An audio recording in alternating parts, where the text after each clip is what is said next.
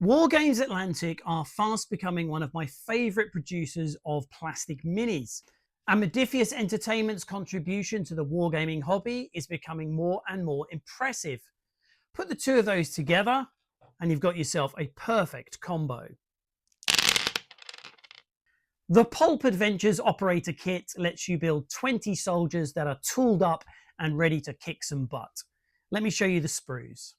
The Operator set contains 4 identical hard plastic sprues, and although they are all the same, there are plenty of choices. There are 5 different leg and torso options, including one guy who's crouching down. I've already used that to create a sniper that looks like an escapee from Call of Duty. There are a whole host of different arm options with identifiable weapons for those modelers out there who know their firearms. There are also plenty of heads too, meaning that you can put together squads of Marines, Green Berets, or whatever takes your fancy. The crisp detail on these components confirms that it's not just the big boys like GW who can nail ABS plastics. Smaller manufacturers are closing the gap all the time, giving us some fantastic options on our tabletop. This is the sort of kit I'd want to buy even if I didn't have a game in mind. But in this instance, I really do. In Forgotten Ruin, you don't make faceless soldiers, you make individuals, and that makes this kit perfect. Design yourself a grizzled heavy weapons operator, find the pieces you need, and create a custom model. The game works a bit like a TV show, where you've got the main characters and then a host of supporting actors. That makes it really easy to get to the table, because you can lavish some attention on your stars whilst giving the background characters a more basic paint job, which you might well come back to later on. And that's because after each mission, a surviving background character becomes a known personality. This gives them some extra traits that really helps to flesh them out. You could now go back, add a few more highlights, jazz up the base, or even modify the model to make it more in keeping with your new character. I love a game that scratches more than one hobby itch, and Forgotten Ruin gives you really interesting gameplay and a developing narrative and characters that change, plus the opportunity to keep doing more interesting hobby things as you build scenery and change your characters. It's a great combination. You also have the option to mix and match with some of the other sets from the Pulp Adventures range, such as the Civilians and Survivors. Only needing a handful of models, the first training mission suggests you use just 4, means that you can dive straight into your games of Forgotten Ruin, knowing that the creative process of building, painting and playing will continue once you get started. The rules to Forgotten Ruin offer that balance that I'm always looking for. I don't have to digest a rulebook the size of War and Peace before I can get started, but the game still has something distinctive and presents a number of interesting tactical choices. For example, with initiative at the start of each round, you take 1 die for each soldier and then an extra die for any models that have the leadership skill. So with this small force here, I'd get 4 dice plus an extra one from my squad leader who has leadership.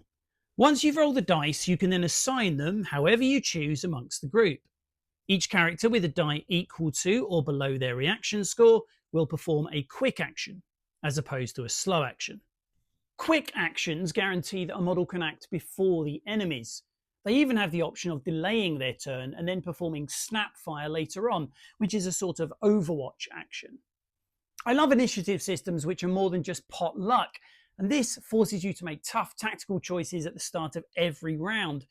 With this setup here, I obviously want this guy to act first before he gets smashed into pulp by the troll. But the sniper's a great choice too. And what about this guy with the machine gun? And of course, I've only got 1 model here. There could be a whole host of orcs. And then what am I going to do? Great, really love it. Unlike games such as Rangers of Shadow Deep, which have pre-planned stories, Forgotten Ruin is a sandbox with encounters that are generated on the fly using a host of tables. That's not to say that there won't be any narrative, but it will emerge as a result of what happens on your gaming table. All of this means that it's great for solo gamers who want something varied and unpredictable. Of course, the game will work just as well with a couple of buddies. Simply control a fire team each. And all the kit bashing I've just described will work equally well with 1 or 2 players. If you're on your own, you've got a lovely project to sink your teeth into. If you're doing it with a friend, then you've got those moments where you share the models you've painted, the new scenery you've made, and enjoy the fact that you're both traveling on the same journey and seeking adventure at the same time. One final thing that I'll mention is that because you're playing with a group of individuals and not faceless mooks, when they die, it's more impactful. Now, I see that as a really good thing. And if you've got a kit like this, you can make 20 soldiers. So a few deaths along the way, no problem. There are some great solo games on the market at the moment, but the chance to pit modern day soldiers against fantasy creatures as if Tom Clancy and J.R.R. Tolkien were duking it out is enough to make me grin like an idiot every time an orc eats a belly full of lead or a giant gets knocked off his feet by a rocket launcher. There is certainly more that I could tell you about Forgotten Ruin, such as how your characters can transform over time into mystical creatures, or how creatures that you fight can become recurring villains that keep butting their noses into your business. But I think I've told you enough to give you an idea as to whether this is a game that you'd like to try for yourselves. I hope that you've enjoyed the video. I'd love to hear which sort of solo games you're playing yourself. Is Forgotten Ruins something that you think you could use with your model collection, repurposing things and getting them out onto the tabletop? Please let me know. I hope to see you again soon. And until then, keep rolling.